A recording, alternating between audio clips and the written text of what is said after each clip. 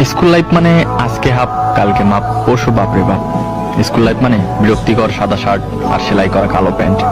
School life মানে bag ভর্তি মিথ্যা কথা। স্যার বাড়ির কাজ করছি কিন্তু খাতাটা ভুলে রেখেই আসছি। স্যার বিশ্বাস করেন গতকাল আমার পেটে ব্যথা ছিল তাই স্কুল আসতে পারিনি। সত্যি স্যার এটা আমার অভিভাবকের সাইন। স্কুল লাইফ মানে একদল হারামি বন্ধু। তখন প্রেম মানে বুঝতাম A+S। আর এই কাহিনী আমার হারামি বন্ধুরা শুনলে আমার অবস্থা শেষ। আর রবীন্দ্রনাথ যদি আমাদের তৈরি জাতীয় সঙ্গীত শুনতেন তাহলে নিজেকে নোবেল পাওয়ার অযোগ্য মনে করতেন।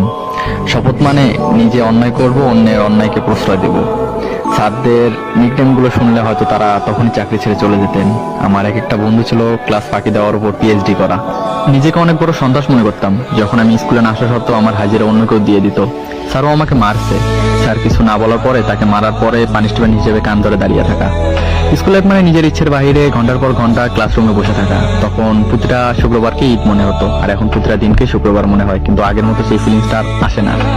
হ্যাঁ আমি মিস করি, অনেক মিস করি ফেলে আসা সেই স্কুল লাইফটাকে, বন্ধু নামক কলেজের ভাইগুলোকে আর শিক্ষক শিক্ষিকা নামক বাবা মাকে।